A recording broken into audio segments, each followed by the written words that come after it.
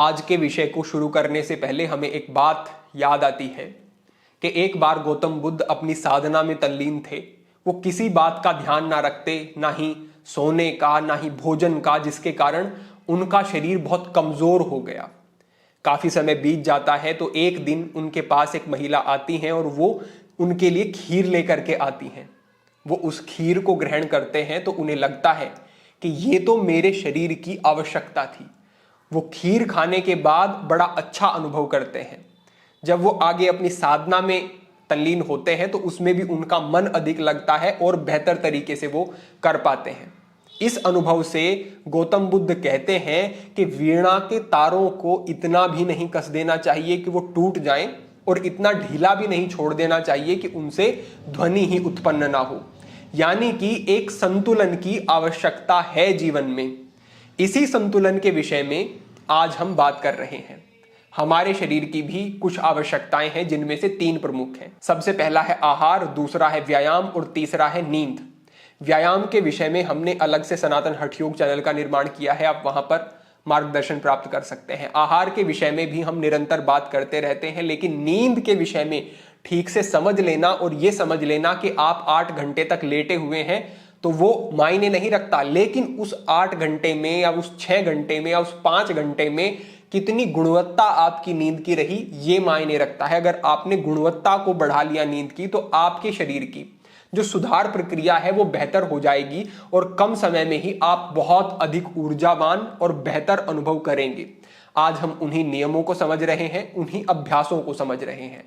आगे बढ़ते हुए हम अपने इस विषय को समझना शुरू करते हैं।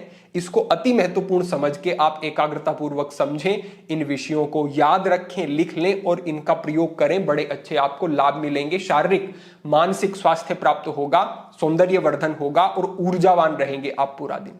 तो क्या वो विषय है? सबसे पहला विषय जो है वो है कि क्या आप सांस ठीक प्रकार से लेते हैं?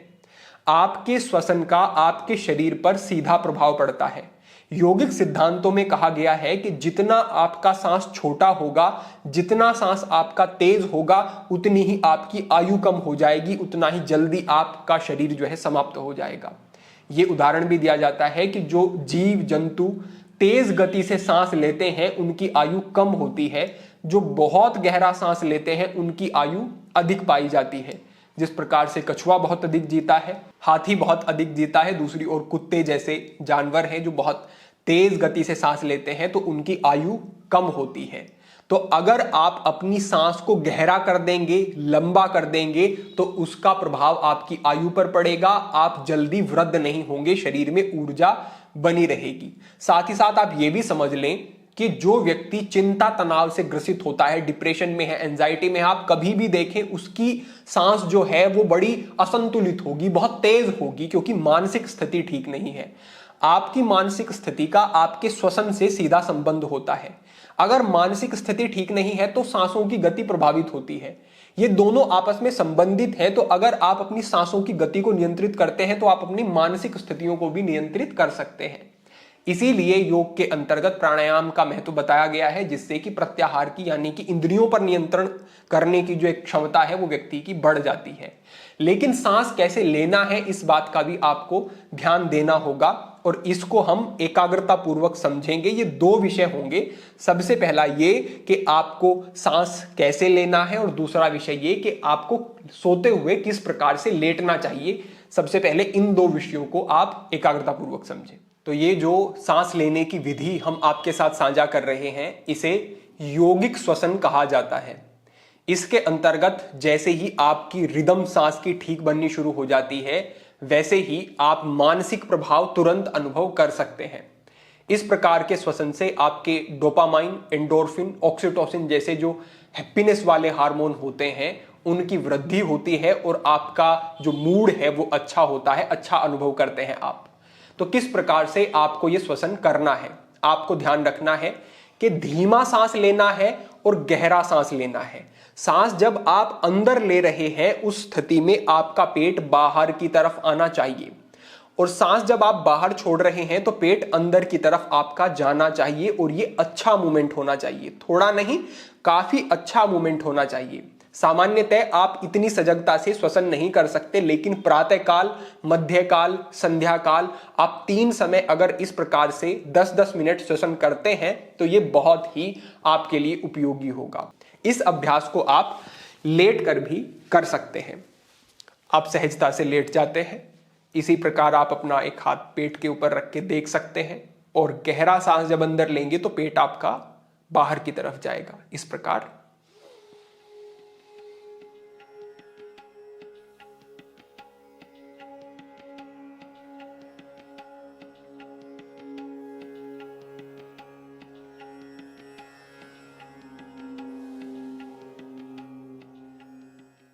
इस प्रकार का आपका ये अभ्यास रहने वाला है।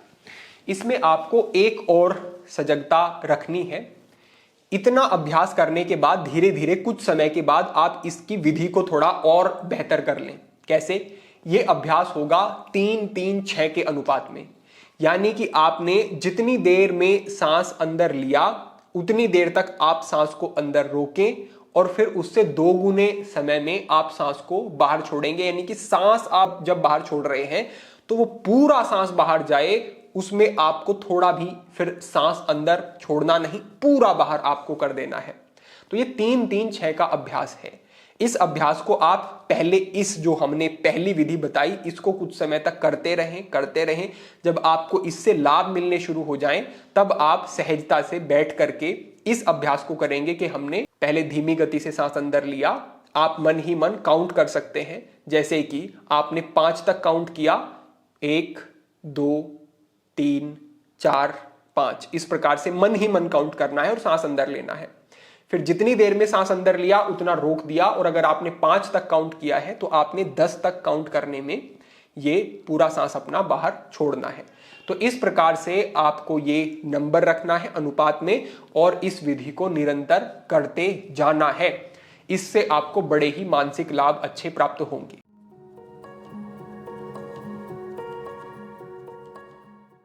अब इससे आगे बढ़ते हुए आप ध्यान रखें कि कभी भी गलत तरीके से लेट करके आपको नहीं सोना है। सोने का गलत तरीका क्या है इसको भी हम समझ लेते हैं। कई लोग आपने देखा होगा कि इस प्रकार से लेटते हैं और छाती के ऊपर ऐसे हाथ रख लेते हैं और पैरों को इस प्रकार से वो क्रॉस करके ऐसे रख लेंगे। तो ये जो स्थितियां बनती हैं, पहली तो ये कि जो छाती पर दबाव पड़ता है इससे आपका जो श्वसन है वो अवरुद्ध होता है, सांस उतना बेहतर तरीके से नहीं चल पाता, हानिकारक होता है। पैर के ऊपर पैर रखना ये एक जो प्राणिक हमारी चिकित्सा होती है और हमारी जो ऊर्जा का विज्ञान होता है उसमें ठीक नहीं बताया गया है। इस प्रकार से पैर नहीं रखना चाहिए, इससे ऊर्जा के प्रवाह में असंतुलन होता है। तो पैर को इस प्रकार रखा और हाथों को बगल में रखा, इस तरीके से सोना है आपको। अगर ऐसे आपको लगता है नींद नहीं आ रही है तो ये कुछ समय तक रहेगा। आप अपने पोस्चर को बदल रहे हैं, गलत आदत को छोड़ रहे हैं, कुछ समय बाद नींद आनी शुरू हो जाएगी। अब दूसरा जो आपका तरीका है वो है कि आपको बाईं करवट लेकर के लेटना है। इस प्रकार से कई लोग हमने देखा है कि अपने पैर को ऐसे आगे लेकर के जाएंगे और इस तरीके से वो इस स्थिति में आकर के सोते हैं। तो यहां पर क्या होता है कि आपके लंग्स के ऊपर फिर से एक दबाव पड़ रहा है, आपके लेफ्ट साइड पे ये जो दबाव पड़ रहा है इससे आपका जो श्वसन है फिर से हम कहेंगे कि वो अवरुद्ध होता है, ठीक नहीं रहता। और जो ये आपका पोस्चर है एक समय के बाद इससे बैक पेन की समस्या भी होनी शुरू हो जाती है। तो इस प्रकार से आपको कभी नहीं सोना है। अगर आप बाईं करवट लेट के सो रहे हैं तो आपको घुटने के ऊपर घुटना, पैर के ऊपर पैर रहना चाहिए। आप अपने हाथ को तकिए के रूप में प्रयोग इस प्रकार से कर सकते हैं। जो आपके हाथ का जो ये स्थिति होती है ये बिल्कुल उतनी ऊंचाई देता है जिससे कि आपकी गर्दन नीचे की तरफ यूं भी ना जाए, क्योंकि फिर यहां पर पेन आएगा, और ऊपर की तरफ ना जाए। अगर ज्यादा आपने ऊंचा पिलो यहां पे रख लिया तो फिर आप देखेंगे कि गर्दन में दर्द होगा, क्योंकि कंधे की सपोर्ट नहीं मिल रहा है, वेट आपका गर्दन के ऊपर रह रहा है। तो आपको ध्यान रखना है कि अगर आप तकिए का प्रयोग करते हैं तो मोटा तकिया नहीं, बस जितना आपके कंधे से आपके गर्दन की जो दूरी है बस इतना 4 अंगुल का या थोड़ा सा अधिक, इतना ही आपको तकिया रखना है और फिर आप बाईं करवट इस प्रकार से लेट सकते हैं। जब आप बाईं करवट लेटते हैं तो आपका दाहिना स्वर चलता है। दाहिना स्वर चलने से आपके शरीर में अगर कफ की प्रधानता है वो कम होती है, और अगर पाचन जो है आपका वो भी दुरुस्त होता है। अगर आपने थोड़ा कुछ भोजन लिया है और उसके बाद 1-2 घंटे के अंतर पर आप सो रहे हैं, पेट में अभी भारी लग रहा है या भोजन लग रहा है, तो वो भी इसके पाचन में सुविधा होती है, क्योंकि आपका राइट नोस्ट्रल उस समय पर चलता है, जो कि पाचन की अग्नि को बढ़ाने वाला होता है। तो इस प्रकार से आप इस विषय को समझें कि आपको सोने से पहले इस प्रकार का श्वसन करना है जो हमने बताया, साथ ही साथ आप किस प्रकार से सो रहे हैं, किस स्थिति में आकर के, उसका आपको ध्यान रखना है। ये आपकी नींद को बेहतर करेगा और आपके शरीर के लिए बहुत अच्छा होगा, पोस्चर के लिए अच्छा होगा।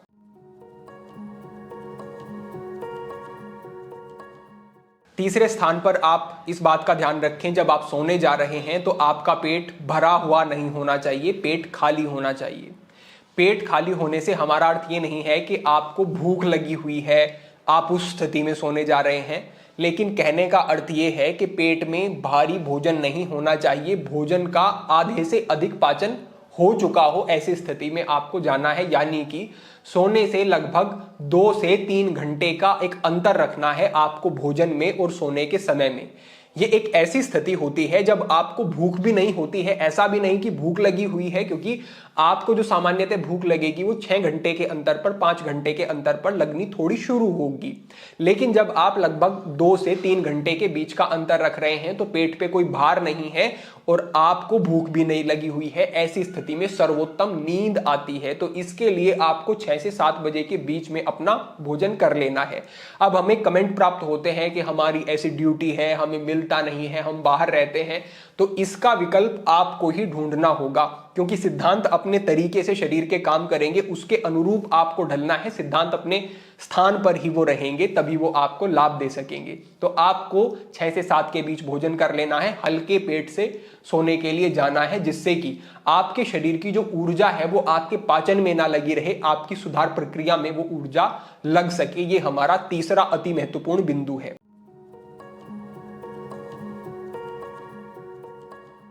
चौथे स्थान पर आप ध्यान रखें कि आपको सात्विक वृत्ति में प्रवेश करके नींद में जाना है।